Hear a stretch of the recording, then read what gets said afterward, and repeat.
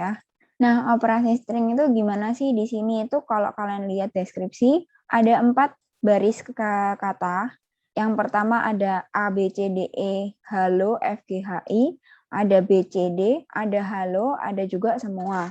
Terus di bawahnya ada tulisan lagi. Dijamin bahwa string S1 mengandung sebuah string S2. Jadi di dalam sini itu pasti udah ada ini.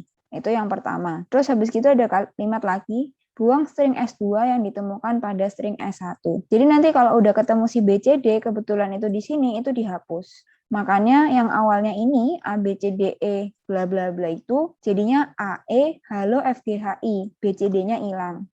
Kemudian sisipkan string S4 pada posisi setelah string S3 yang ditemukan pada string hasil operasi sebelumnya. Nah, tadi kan kita udah sampai AE, halo, F, G, H, I. Terus kita punya semua yang jadi S4. Nah, S4 itu dimasukin ke dalam kata setelah halo. Jadi setelah halo dimasukin. Yang mana terakhir jadinya AE halo, semua FG HI. Berarti kalau misalnya kita disuruh bikin seperti itu contohnya, gimana caranya bikinnya kita kan? Mungkin aku bikin ini dulu. Jadi pertama, kalau kalian ngerjain, itu kalian kayak bayangin dulu kira-kira mau ngapain. Berarti langkah pertama tadi kita mau menghapus ya. Jadi erase, atau pakai bahasa Indonesia aja, hapus S2. Ingat ya, urutannya dari atas S1, S2, S3, S4. Boleh sih pakai yang variabel lain, tapi di sini karena gampangnya S1, S2, S3, S4, jadi aku pakainya itu. Pertama tadi kita suruh hapus S2 yang ada di S1. Berarti hapus S2 yang ada di S1. Ini pertama. Yang kedua, kita harus apa? Yang kedua, kita harus insert. Jadi masukkan S3, masukkan S4 di setelah S3. Ini yang harus kita lakuin. Cuman ini aja. Nah, sekarang gimana cara bikin programnya? Oke, sekarang kita waktunya bikin program. Pertama yang di atas kayak biasanya hashtag include ininya ya, library-nya. Terus kalau misalnya udah pakai namespace-nya, jangan lupa. Mungkin kalau yang atas-atasnya udah kebiasa semua lah ya buat nulis. Nah, terus yang bagian dalamnya kan pertama tadi kita mau membaca 4 ini dulu kan. Berarti bikinlah dulu 4 variabel. String S1, string S2, string S3 sama S4. Habis itu diinputkan cin S1, S2, S3, dan S4. Setelah kalian inputin 4 string itu, baru kalian lakukan yang di atas tadi. Yaitu yang pertama tadi hapus S2 yang ada di S1. Nah, kalau kalian notice, kemarin kita tuh belajar namanya fungsi erase. Kalau masih ingat, fungsi erase itu dia akan menghapuskan suatu bagian atau menghapuskan seluruh dari kalimat tertentu. Fungsinya kayak gimana bentuknya? Caranya, pertama tulis dulu pertama kali tulis dulu kalimat yang mau diubah-ubah, yang mau dihapus, yang mau ditambah. Berarti kan si S1 kan. Tulis dulu S1. Kasih dot, terus erase. Nah, kalau kalian lihat juga di bagian sini tuh sebenarnya waktu kalian ngetik ire aja ERA, itu tuh kayak udah ada pilihan. Ini tuh membantu kalian kalau lupa. Gimana sih cara nulisnya? Nah, itu bisa. Erase gini.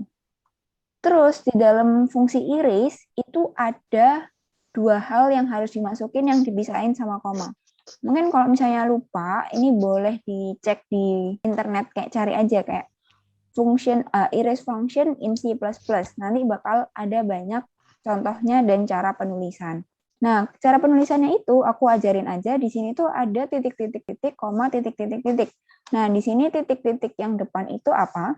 Yang depan itu diisi apa sih yang mau kalian hapus? Terus sama yang ini tuh seberapa panjang yang mau dihapus. Nah, kebetulan di sini kita mau menghapus S2 kan. Nah, apakah langsung S2 kayak gini? Enggak. Kita harus mencari dulu S2 yang ada di S1. Berarti kan mencari pakai fungsi find. Fungsi find itu juga sama S1.find. Terus kasih kurung nih. Nah, baru di dalam kurung itu find itu apa sih yang mau kalian cari, apa yang mau kalian find gitu kan. Ternyata kita mau mencari S2. Nah, di sini kita udah tahu S2 yang di dalam S1 itu mau kita hapus. Nah, hapusnya seberapa panjang? Ya, sepanjang string S2 kalian. Berarti untuk titik-titik kedua itu diisinya adalah panjang S2. Nah, sekarang gini, teman-teman tahu nggak panjang S2 apa? Kan nggak tahu ya awalnya. Untuk menghitung, kalian nggak perlu hitung manual secara pribadi si user yang bikin, tapi kalian bisa pakai fungsi length kalau masih ingat kemarin. Berarti kan S2 yang dicari panjangnya S2 length. Nah, itu kalian nggak usah ngetik panjang-panjang, udah muncul, langsung di enter, itu keluar. Udah deh, berarti kita udah masukin dua macam di dalam kurungnya iris. Yang tadi pertama untuk mencari, yang ini panjangnya. Oke, di sini kita udah hapus S2 yang ada di S1. Ini mungkin kalau pengen sambil lihat ya, hasilnya seperti apa sih? Oke, kita see outin dulu. See out-nya S1, karena kita bermainnya pada S1. Mari kita jalanin dulu. Ini pertemuan 8. Misalnya aja tadi kalau di contoh ini kan A, B, C, D, E, halo, F, G, H, I. Terus masukin B, C, D. Terus halo, terus semua. Nah, waktu pertama kali keluarnya adalah A, E, halo, F, G, H, I. Berarti udah benar ya, fungsi yang tadi untuk mengerase atau menghapus si B, C, D dalam ini, itu cara penulisannya seperti ini. Kayak gitu. Mungkin teman-teman bisa sambil nyoba sama sambil ngelanjutin yang bagian ini nih. Yang ini kan belum, nah itu coba dikerjain. Nanti kalau ketemu kesusahan, boleh kita diskusiin bareng-bareng. Nah, terus langkah kedua, kita harus masukin S4 di setelah S3. Nah, berarti kan kita harus ini dulu kan, pakai fungsi yang menyisipkan atau memasukkan. Itu namanya fungsi insert. Jadi di sini yang fungsinya itu ini yang pertama kita pakai erase, kedua pakai find, ketiga pakai length. Sekarang kita mau pakai namanya insert. Caranya juga sama. Fungsi namanya dulu stringnya, baru fungsinya insert. Insert apa? Yang mau kalian insert itu apa? Nah, kalau fungsi insert itu di dalam kurung itu ada dua yang kalian isi. Jadi pertama itu sesuatu, koma, sesuatu. Sama kayak erase, isinya dua. Kalau find itu satu, kalau length itu nggak ada isinya. Nah, fungsi insert yang bagian depan itu apa, yang bagian belakang itu apa. Jadi yang bagian depan itu tuh kalian mau cari di mana letaknya dan apa yang ditambahkan. Nah, berarti kalian mau cari di mana letaknya dan apa yang mau ditambahkan itu seperti ini. Kalian cari dulu kan S1.find. Jadi kita pakai fungsi find. Di mana yang kita cari kan masukkan S4 di setelah S3. Berarti yang kita cari itu si S3. Kita cari S3, kalau udah ketemu S3, masukinlah S4 gitu. Jadi S1.find, apa? Find-nya S3, kita udah cari, terus ditambahin sama S3.length. Kan ini yang pertama, untuk titik-titik pertama tuh dicarinya di mana? Di mana mau ditaruh? Dan apa yang mau ditaruh? Kalau di mana, berarti kan kalian mencari S3 di mana? Nah, contohnya nih, tadi kan A, B, C, D, E, halo, F, G, H, I. Waktu kalian cari halo, itu kan kebacanya di bagian depan sini, di sebelumnya H. Nah, di sini kita mau nambahnya setelah O. Berarti, kalau kalian mau menambahkan setelah O, itu kasih di sini plus S3 length. Jadi, maju sampai ke O terakhir, sampai panjang si S3 sendiri, gitu. Biar nanti waktu menambahkan, nambahnya itu setelah huruf O. Jadi setelah halo selesai, baru ditambahkan. Nah, sekarang pertanyaan baru. Titik-titik setelahnya mau diisi apa? Nah, titik-titik setelahnya itu adalah kata yang mau kalian tambahkan. Kebetulan di sini yang mau kalian tambahkan kan kata semua, itu S4. Berarti ini ya semua, berarti S4. Berarti di sini adalah S4. Jangan lupa titik komanya. Nah, dari sini apakah udah selesai? Mari kita coba cek dulu. Kita see outin S1 lagi. Benar nggak sesuai sama yang diminta? Oke, kita kopas aja dari sini. Waktu dijalanin ternyata benar banget ya. Pertama kan tadi ini langkah pertama, BCD-nya hilang. Langkah kedua, semuanya muncul setelah halo. Berarti dari program yang kita buat bareng-bareng tadi, dengan 2 baris itu udah cukup untuk menjawab pertanyaan. Jadi gampang ya sebenarnya. Jadi cuman ini sama ini, itu tuh sudah menjawabkan ini nggak pakai ya. Ini aku hapus aja. Jadi ini untuk menghapus S2 yang ada di S1, dan ini untuk memasukkan S4 di setelah S3. Kalau udah deh si out S1. Mungkin itu pembahasan untuk soal yang pendalaman string, operasi string. Kayak gitu sih. Jadi string itu banyaknya main ke fungsinya. Jadi kalian harus tahu fungsi-fungsinya apa. Kebetulan emang yang sering dipakai itu erase, find, length, insert, sama ada lagi str, ada apa lagi ya? Beberapa sih, tapi yang cukup banyak ya memang ini dulu aja. Oke, nanti kalau misalnya ada pertanyaan, langsung tanyain aja ya.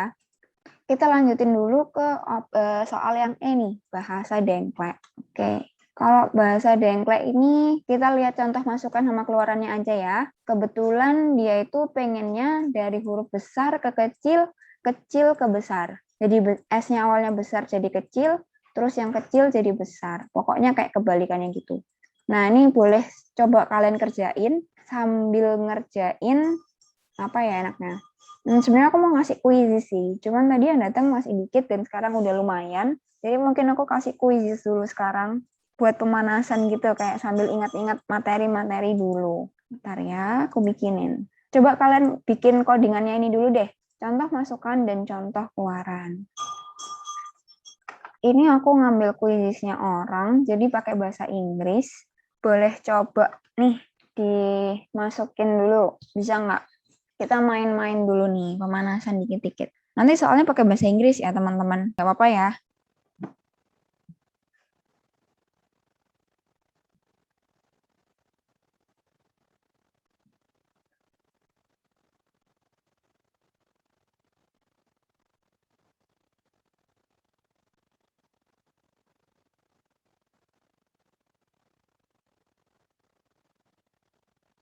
Oke, bisa join nggak teman-teman? Atau nggak bisa join ya?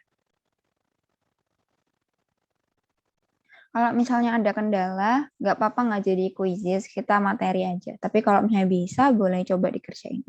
Oke, udah ada 2 yang join. Boleh nih yang lainnya yuk join juga. Oke, udah 4. Satu lagi mau join atau enggak? Oke, kalau gimana yang satunya nih?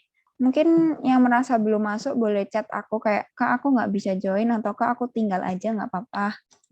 Oke, aku tunggu 5 detik ya. Kalau nggak ada yang konfirmasi, aku start aja. Tuh, wah, nggak. Fatma, oke. Aku pause dulu record untuk kelanjutannya. Salah, untuk nilainya dan sebagainya. Nanti aku lihat sendiri. Sekarang, oke, itu tadi cukup sekilas untuk mereview juga. Nah, yang soal tadi Toki, itu coba kalian kerjain ya, yang ini biar kalian bisa paham juga maksudnya. Dari ini gampang, jadi dari huruf kapital ke huruf kecil dan huruf kecil ke kapital. Nah, itu coba kalian kerjain dulu. Nanti kalau udah dikerjain, kita bahas ya. Atau seenggaknya kalian kayak punya ide gitu. Kak, itu pakai fungsi apa? Atau misalnya, Kak, aku udah bikin nih, kodeku kayak gini, bener nggak? Itu boleh juga. Terserah kalian. Soalnya mauku yang E ini kalau bisa kalian bisa semua. Nah, nanti baru yang F ini agak susah, itu baru mau aku bahas. Takutnya kalau kita bahas dua-duanya, nanti agak ngabisin waktu gitu buat teman-teman. Kan sayang banget nih waktunya teman-teman kalau misalnya kita bahas soal yang gampang. Tapi kalau misalnya dirasa susah, ya kita bahas juga nggak masalah. Gitu. Oke, sambil nunggu ya kalian kerjain, aku lanjutin dulu materinya, yaitu materi baru nih yang mau kita bahas hari ini. Jadi kalau misalnya teman-teman kemarin itu udah dapat banyak banget ya, udah dapat mulai percabangan, perulangan, dapat tentang break, continue, dapat apa lagi ya, array, string gitu. Nah, sekarang itu aku mau jelasin yang namanya fungsi atau subprogram. Nah, sebenarnya waktu kita bahas string, itu aku sering banget ya ngomong fungsi. Jadi fungsi erase, fungsi insert, fungsi find. Nah, itu sebenarnya juga termasuk fungsi. Nah, mungkin ada yang nanya kan, apa sih Kak bedanya fungsi yang kemarin Kakak sebut kayak fungsinya yang dalam string, atau tadi Kakak bilang ada fungsi insert dan sebagainya sama yang mau kita bahas hari ini. Atau mungkin apa sih bedanya sama fungsi utama yang kita dulu pertama kali belajar, int main, fungsi utama gitu. Nah, mungkin aku jelasin ya. Jadi kita di sini mau mengupas tentang fungsi atau sebenarnya itu subprogram. Kalau namanya sub itu kan berarti kan dia ada termasuk bagian dari program gitu kan. Nih, jadi rangkumannya fungsi atau subprogram itu bagian dari program. Udah, kita mau belajar itu, bagian dari program. Kalau dari kata-katanya gampang ya, gampang kok pasti. Atau kalau kalian mau pengertian secara panjang, dia ini fungsi atau subprogram itu tuh kumpulan dari statement atau ini apa namanya perintah untuk melakukan tugas spesifik. Nah, bisa aja kita butuh input, bisa aja nggak butuh input. Dan juga bisa aja nggak butuh output, atau bisa juga butuh output. Jadi beda-beda. Nah, terus kita juga mau belajar namanya jenis fungsi. Kan kita udah tahu nih pengertian fungsi secara umum. Kalau jenisnya ada apa aja sih sebenarnya?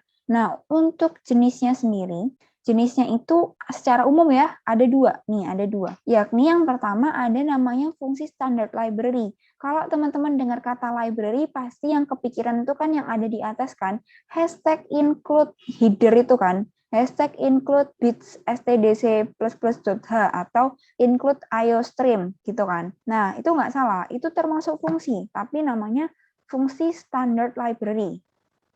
Nah, jenis kedua itu fungsi yang dibuat pengguna. Pengguna itu berarti user, berarti kita, berarti si coder yang membuat codingannya.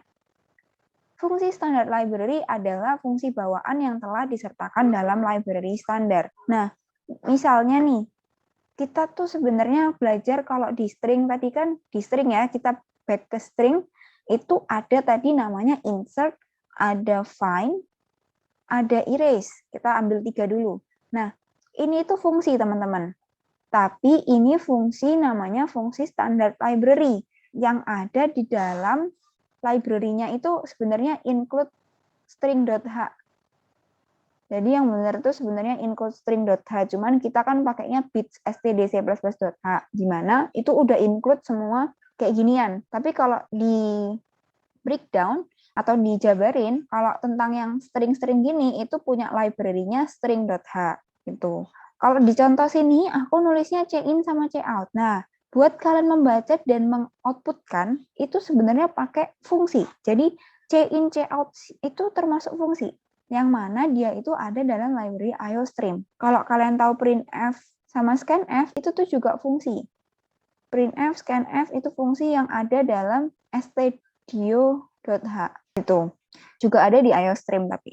Nah, sedangkan fungsi yang dibuat oleh kita, pengguna, user define, itu fungsi yang sengaja dibuat. Jadi sebelumnya itu nggak ada, tapi kita bikin sendiri. Keren ya, kita tuh bisa bikin fungsi itu.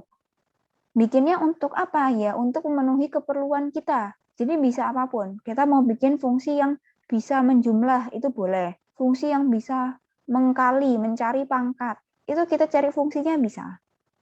Nah, kenapa sih kok dibikin fungsi? Apa tujuannya ya kan? Orang kita tanpa fungsi aja udah bisa kok. Nah, kalau dalam pemrograman yang gampang atau yang sederhana, fungsi itu memang nggak banyak diperlukan. Paling yang diperlukan c-in c-out ya yang penting. Nah, tapi kalau udah semakin rumit nih, kalian tuh perlu namanya fungsi. Fungsi itu baik fungsi yang dari dari library, baik fungsi yang kalian bikin sendiri. Itu akan membuat kalian lebih mudah dalam bikin program tuh, membuat program menjadi lebih modular. Jadi lebih gampang. Gampang dilihat, gampang di tracing atau gampang dibaca orang lain, gampang untuk berkolaborasi kayak gitu. Fungsi itu digunain kalau kalian mau jalanin serangkaian perintah secara berulang kali. Jadi misal kalian tuh mau menjumlahkan 10 kali. Menjumlahkan A dan B 10 kali. Jadi A plus B sampai 10 kali. Nah, kalau kalian tulis 10 kali, itu kan capek ya. Nah, dulu aku bilang, kalau kalian capek nulis banyak 10 kali, itu kan pakai for itu bisa kan sebenarnya. For I sama dengan 0 sampai I-nya itu 10. Nulis A plus B. Ya bisa, tapi di sini itu kita mau menyederhanakan jangan pakai for. Pakainya fungsi. Karena kalau pakai for sendiri itu dia hanya berada dalam fungsi utama, int main gitu. Atau mungkin kalian tuh mau bikin dengan inputnya yang beda-beda. Kalau ini kan A plus B-nya kan A-nya sama B-nya kan selalu sama kan. Karena dia berada dalam loopingan yang sama. Tapi di sini kita mau menjumlahkan misalnya A plus B, tapi nilai A itu berubah-ubah dan nilai B itu berubah-berubah. Kalau pakai for tadi, tentu nggak bisa. Kita pakailah di sini bantuan namanya fungsi atau subprogram. Tujuannya biar tidak mengulang penulisan kode berkali-kali. Serta kalau misalnya nanti kalian mengalami bug itu apa? Bug itu kan artinya serangga gitu kan. Serangga itu gimana sih kalau di kehidupan kita? Kadang mengganggu gitu ya. Nah, berarti maksudnya mengalami bug itu ada suatu problem yang mengganggu jalannya program kalian. Nah, di situ kalian harus cari di mana sih masalahnya. Dan itu harus kalian benerin. Kalau misalnya kalian nggak pakai fungsi, otomatis kan tadi misalnya yang 10 kali jalan itu kan ada 10 penulisan. Terus apa-apa penulisannya banyak. Dan ini itu pasti programnya panjang banget. Kalau kalian ngecekin satu-satu yang panjang banget, apakah bisa ketemu? Bisa, tapi susah. Nah, kalau misalnya mau cepat ketemu gimana? Ya, kalian jadiinlah ini jadi satu fungsi, jadi satu fungsi, jadi satu fungsi, atau mungkin jadi satu bagian ya gampangnya. Ini jadi bagian A, bagian B, bagian C. Bisa juga anggapannya kita sekarang ini ada berlima. Kita bagi tugas untuk 5 orang. Jadi orang pertama ngecek ini, orang kedua ngecek ini. Nah, itu tuh dibaginya itu seperti kalian membagi fungsi tadi atau subprogram. Jadi memperbaikinya lebih mudah. Nah, sekarang kalau fungsi, gimana caranya kita memanggil atau mendefinisikan? Kalau nggak salah soal pendefinisian fungsi ada ya tadi di kuisisnya, atau pendefinisian apa ya? Pendefinisian variabel ya. Nah, pendefinisian fungsi itu sama kayak pendefinisian variabel. Maksudnya sama-sama ada tipe data yang dikembalikan. Nah, di sini ada kata-kata kembalikan. Kalau kemarin tuh mendefinisi variabel kan kayak int nilai. Nah, di sini ini kan tipe data. Ini nama variabel. Di sini bentuknya itu seperti ini. Yang di depan ada namanya return type. Nah, kalau ini kan tipe data. Nah, di sini sebenarnya juga termasuk tipe data. Tapi ada tambahan, yaitu tipe data yang dikembalikan. Tipe data yang dikembalikan berarti adalah tipe data yang akan kalian terima. Mungkin kalau masih bingung dikembalikan, nggak apa-apa. Ingat-ingat dulu aja, return type, tipe data atau tipe yang akan di-return, dikembalikan, nilai kembalian, gitu. Setelahnya, kalau ini nama variabel, di sini nama fungsi. Nama fungsi berarti adalah terserah kalian. Tambahannya, bedanya kalau mendefinisi fungsi, di sini ada namanya parameter. Mungkin ini baru ya bagi kalian, parameter. Parameter itu apa? Oke, nanti kita bahas di bagian bawah. Setelah parameter itu ada di sini kurung kurawal. Nah, kalau ada kurung kurawal pembuka, pasti ada namanya kurung kurawal penutup. Kalau kita scroll, ternyata kurung kurawal penutup ada di bagian sini. Antara kurung kurawal pembuka dan kurung kurawal penutup, di tengah-tengahnya ada isi, yaitu si statement atau instruksinya, yang nanti terakhir dikasih titik koma, jangan lupa. Nah, di sini di bawah udah aku jelasin ya apa-apanya. Jadi kalau kalian lupa, itu baca aja. Return type, nilai kembalian yang dihasilkan fungsi. Terus ada untuk fungsi yang tidak menghasilkan nilai kembalian, kita gunakan tipe void. Ini juga udah aku singgung di pertemuan pertama, void. Kenapa kok int main, kenapa void main, itu pernah aku singgung di pertemuan pertama, kalau teman-teman ingat. Fungsi yang akan menghasilkan nilai kembalian akan dipelajari di bagian selanjutnya. Oke, aman. Terus ini nama fungsi. Nama fungsi ya nama dari fungsi. Parameter, informasi yang hendak diberikan ke fungsi. Ini juga bakal kita bahas setelah ini ya. Oke, sampai mana ini? Sampai pendefinisian fungsi. Ada yang mau ditanyain nggak? Kira-kira mungkin masih bingung kayak, Kak, sebenarnya kalau definisian fungsi yang kayak gini itu gimana sih caranya? Dan sebagainya. Dia mau ditanyain? Oke, udah ada yang ngasih reaction ya. Aku anggap mewakili yang lain juga.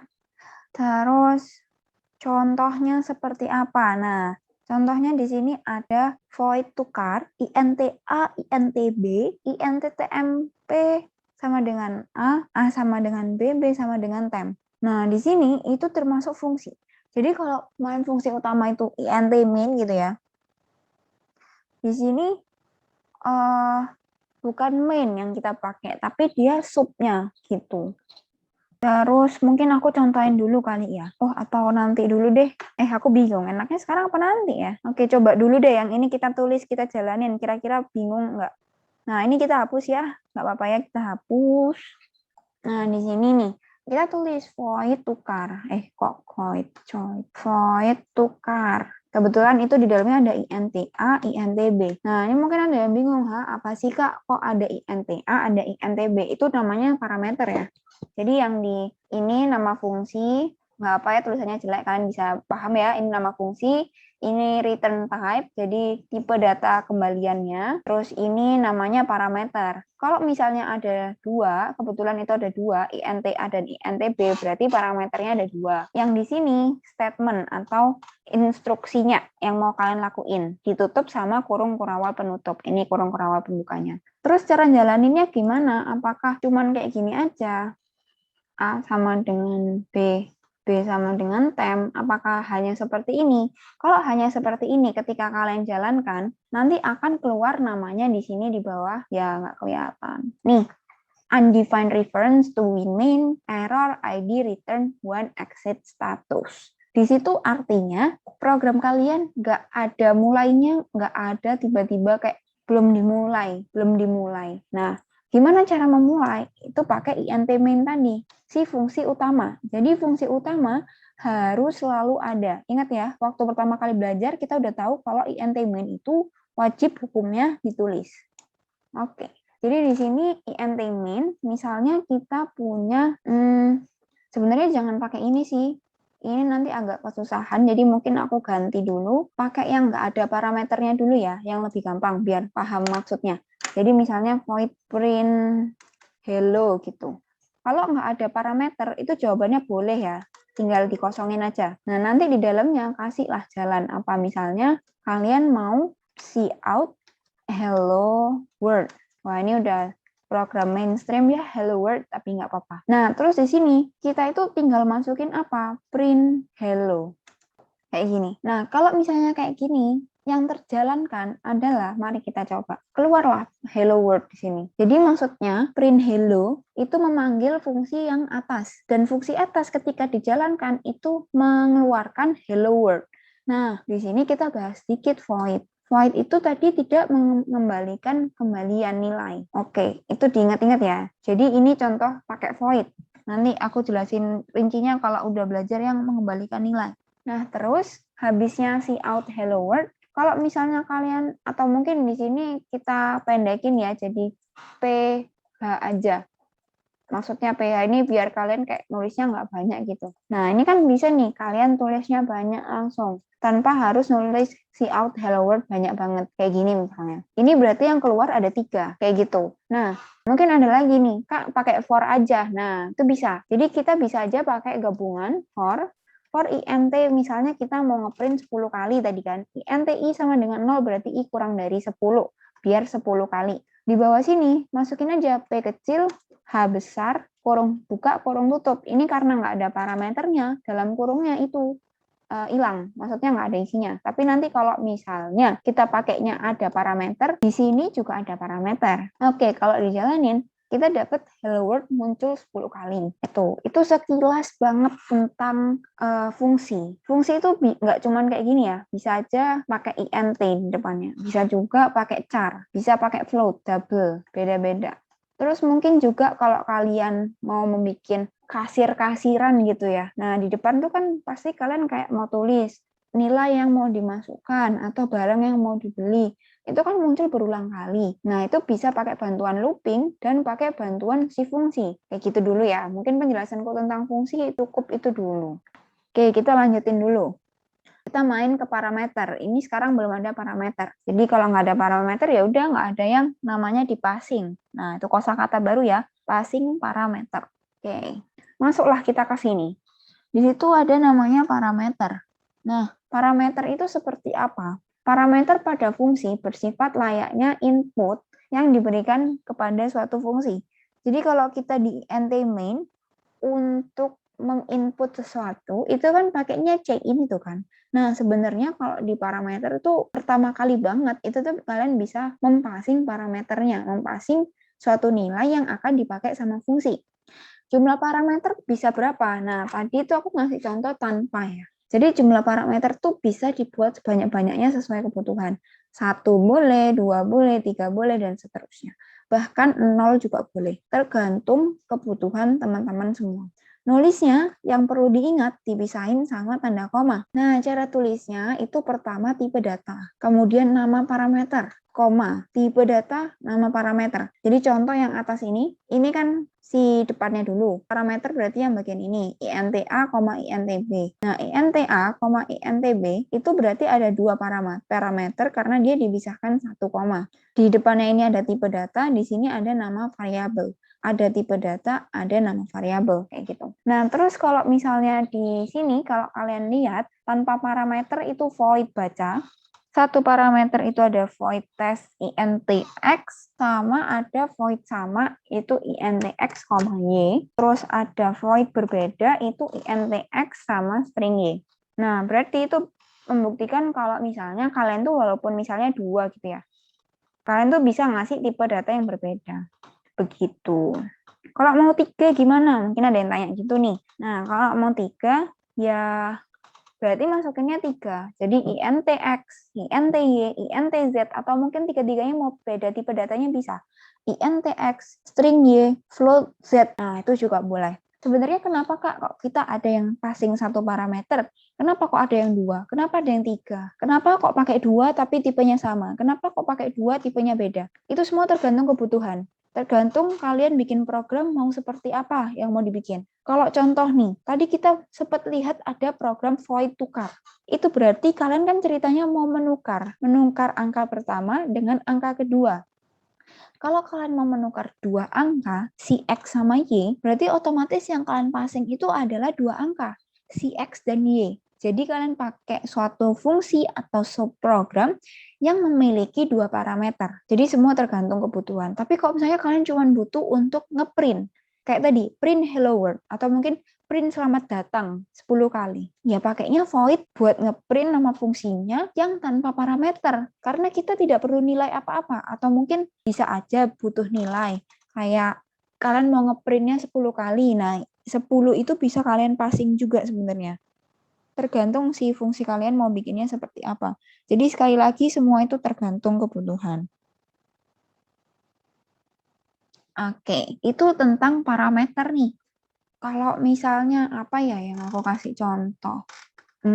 Mungkin parameternya nanti deh contohnya sekalian bareng-bareng semuanya ya. Kalau untuk selanjutnya ada pemanggilan fungsi. Nah, di sini pemanggilan fungsi berarti bagaimana cara kalian memanggil fungsi? Untuk memanggil fungsi dilakukan dengan menulis nama fungsinya, diikuti tanda kayak gini. Kalau kalian lihat-lihat tadi di program berarti yang ini kan ada nih. Waktu manggil PH kalian tuh pakai kurung buka kurung tutup. Bukan cuman PH gini doang. Harus ada kurung buka kurung tutup. Itu menandakan kalian memanggil fungsi. Kayak gitu. Jadi pertama pasti ada tanda kurung buka kurung tutup. Apabila fungsi tersebut memiliki parameter, maka di dalam tanda kurung dituliskan nilai variabel objek untuk dijadikan yang kita sebut dengan argumen. Nah, waktu misalnya nih, sebagai contoh, kan tadi kan kita nggak pakai namanya parameter. Kalau suatu ketika kalian butuh pakai parameter, di dalam ininya, dalam sini, itu tuh kasih nama variabelnya, misalnya X, atau mungkin nilai, atau mungkin jumlah, atau apapun itu. Jadi di dalam sini ada suatu yang mengisi parameter nanti. Gitu. Dipisahinnya pakai koma ya. Jadi kalau misalnya kalian mau pakai dua parameter, ya berarti ada dua variabel yang ditulis dengan pemisahan tanda koma. Nah, argumen yang dimasukkan itu harus sesuai sama tipe data. Misalnya tadi pakainya ini ya, INTX sama string Y. Nanti waktu manggilnya caranya gini, tulis berbeda, terus kurung buka si X, misalnya nilainya 5, cuci. Nah, ini benar kan? Ini string. Ini juga benar, ini INT. Gitu. Jadi harus sinkron, harus sama, harus sesuai. Kalau nggak sesuai programnya rusak, nggak bisa jalan gitu, error.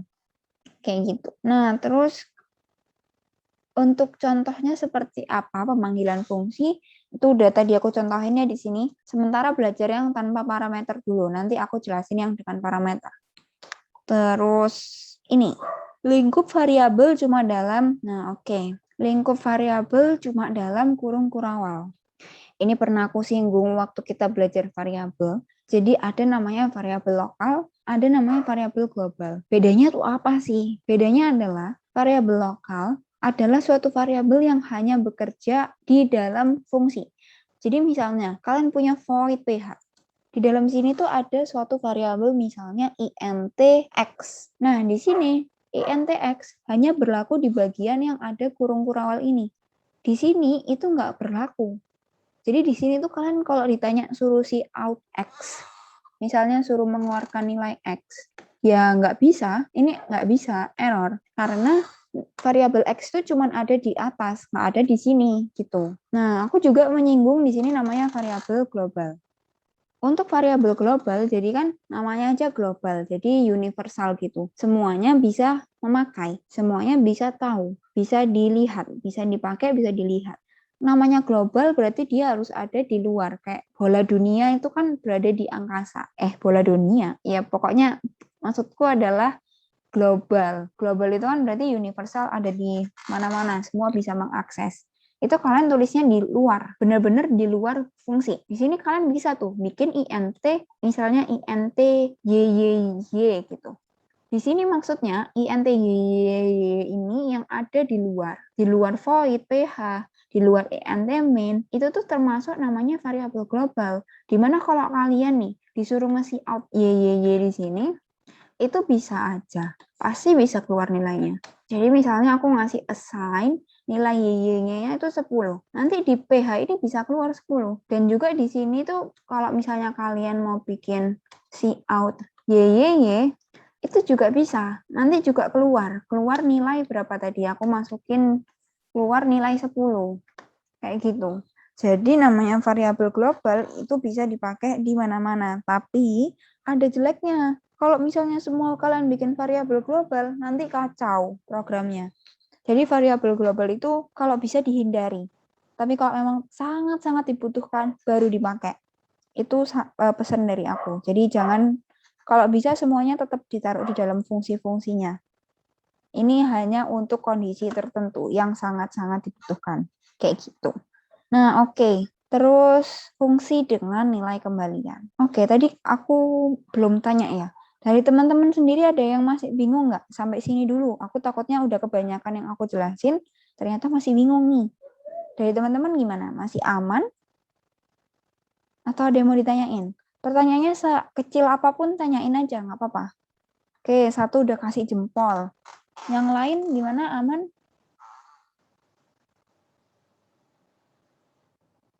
Oke, aku rasa satu jawaban itu udah mewakili yang lain ya. Oke, aku anggap aman nih. Pokoknya intinya hati-hati aja sama pakai variabel. Karena bisa aja variabel itu termasuk variabel lokal, bisa juga variabel itu termasuk variabel global. Oke. Kita juga udah pernah belajar tentang define. Pernah belajar untuk membuat nilai variabel tidak pernah berubah. Nah, sekarang kita masuk nih ke yang lebih asik, yaitu fungsi dengan nilai kembalian. Wah, ini udah mulai bahas namanya return value. Udah aku kasih tebel, aku kasih highlight gitu kan. Oke, kita baca bareng-bareng. Jika kita menginginkan fungsi yang kita jalankan menghasilkan sebuah nilai atau sederhananya menghasilkan sebuah output, kita bisa menambahkan keyword return dan mendefinisikan return type dari fungsi tersebut. Fungsi yang memiliki return type bukan void pasti memiliki return value. Nah, aku pernah bilang kan kalau misalnya void itu tidak mengembalikan nilai. Jadi kalau misalnya pakai void berarti dia tidak mengembalikan nilai. Yang tadi PH itu tidak mengembalikan nilai. Tapi kalau pakainya bukan void, ya dia mengembalikan nilai. Yang dikembalikan nilainya bertipe data apa? Ya sesuai yang kalian tulis. Kalau nulisnya kan awalnya void ya. Misalnya void PH ya tadi. Void PH. Kalau kalian nulisnya int PH ya nanti yang dikembalikan nilai berupa integer atau bilangan bulatnya. Kalau ngasihnya float PH ya nanti keluarnya float, bilangan koma-komaan. Atau pakainya char gitu, yang keluar ya char, karakter, huruf gitu. kita bisa menambahkan keyword return dan mendefinisikan return type. Nah, return-nya itu juga bisa didefinisikan ya kayak gitu deh. Terus nilai yang dikembalikan oleh fungsi tersebut memiliki tipe data. Nah, ya pokoknya semuanya itu tipe datanya bersesuaian. Ingat, sekalinya kalian salah tulis, misalnya ketukar gitu ya. Kalian pengennya ngeluarin integer, pengennya ngeluarin suatu angka bilangan bulat, tapi di operasinya itu keluarnya karakter. Nah, itu nggak boleh, error nanti kayak gitu. Oke, terus lanjut. Saat menemui statement return pada fungsi, maka fungsi tersebut akan berhenti dari titik di mana return tersebut terdapat. Kemudian kembali ke bagian kode yang memanggil fungsi tersebut. Nah, sama kayak kalau kalian di coding, di bagian terakhir itu biasanya ada namanya return 0. Kalau kalian mau tahu, return 0 itu dia akan memberhentikan ininya, memberhentikan si programnya secara keseluruhan. Tapi kalau misalnya kalian pakainya nggak ada 0, atau mungkin return suatu nilai, itu biasanya dipakainya di dalam fungsi yang kayak gini. Jadi di bawah sini itu bisa aja return X. Nanti berarti di sini kalian tuh akan menampung suatu nilai X hasil dari sini. Kayak gitu. Kita kasih contoh ya. Ini yang hello world-nya aku komenin semua. Dan perlu diingat kalau kalian pakainya return X di sini pakainya adalah int. Ini ya bersesuaian int. Misalnya int kita ganti jumlah. Jadi kita mau bikin fungsi namanya fungsi jumlah. Ini aku komenin semua dulu. Atau aku hapus aja ya. Enggak sih, aku iniin aja deh. Misalnya kayak gini. Yang di bagian int min, misalnya inputan pertama adalah int n. int n itu jalan sebanyak n kali gitu kan. While n min gitu. While n min berarti sebanyak n kali berjalan, yang dijalanin itu apa? Kita akan punya dua variabel, misalnya int a dan b gini. Nah, int a dan b itu kita c-in dulu.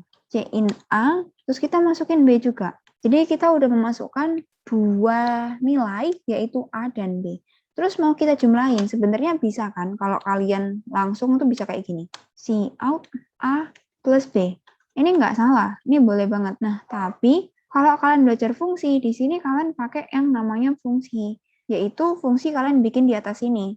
Misalnya pakai namanya si jumlah itu. Ya udah, kita jangan pakai kayak gini ya. Kita pakai misalnya jumlah A, B. Jumlah A, B itu berarti kalian tuh punya nilai A dan B. Misalnya A-nya 3, B-nya 5, itu masuk ke sini. A-nya 3, B-nya 5, itu langsung masuk ke dalam sini. Nah, karena di dalam sini belum ada parameter, kasihlah parameternya. Berarti kasih parameter ada int. Di sini, tadi kan kita bikinnya A sama B. Kalau di dalam fungsi subprogramnya, itu boleh variabelnya tuh bukan A sama B. Bisa A sama B kayak gini sebenarnya. Tapi boleh juga kalian ganti. Kita coba pakai yang ganti aja ya, X sama Y. Yang ini kita hapus dulu. Nah, kalau misalnya kalian cuman kayak gini, jumlah A, B, berarti dia itu tidak mereturn nilai. Jadi harusnya di sini pakainya void. Nah, tapi kita mau pakai mereturn nilai. Jadi pakai suatu variabel baru, misalnya int, apa ya enaknya? Int total gitu. Kayak gini. Total sama dengan jumlah A, B. Itu berarti setelah kalian input A, B, waktu dijalanin ini, itu tuh jalanin jumlah A, B dulu. Nah, A, B, A-nya itu jadi X di sini, B-nya jadi Y di sini. Berarti dalam fungsi ini, nggak ada namanya variabel A dan B. Adanya variabel X dan Y. Di sini misalnya punya variabel lagi, int sum. Di mana sum ini sama dengan X plus Y. Terus, kita udah menghitung totalnya berarti. Kasihlah return sum. Berarti kita mengembalikan nilai sum. Nilai sum dikembalikan ke sini, di sini ya. Ingat, di tempat fungsi kalian tulis. Jadi kalau jumlah A, B, misalnya 3 sama 5 masuk ke sini, masuknya ke sum 3 tambah 5, 8, berarti kalian mereturn angka 8 ke dalam sini. Secara nggak langsung yang aku biru-biruin ganti menjadi 8, kayak gitu. Jadi nilai total sekarang adalah 8. Dengan didapat dari fungsi atau subprogram yang kalian bikin di atas. Kayak gitu. Ini termasuk fungsi atau subprogram yang mengembalikan suatu nilai. Karena di sini ada return. Di sini pakai tipe datanya integer. Kalau misalnya nih, misal di sini kalian mau carinya karakter huruf, ya berarti mulai dari sininya harus karakter, di sininya karakter, yang dimasukin itu beneran INT apa enggak, terus returnnya nanti yang dikembalikan ya karakter juga, berarti si sum ini harusnya tipe datanya juga karakter, kayak gitu. Jadi semua itu tergantung sama program kalian, jadi sesuai sama yang aku bilang dari dulu, banyakin latihan, banyakin kepo-kepo, banyakin coba-coba, karena dari situ kalian bakal belajar lebih banyak daripada nunggu diajarin.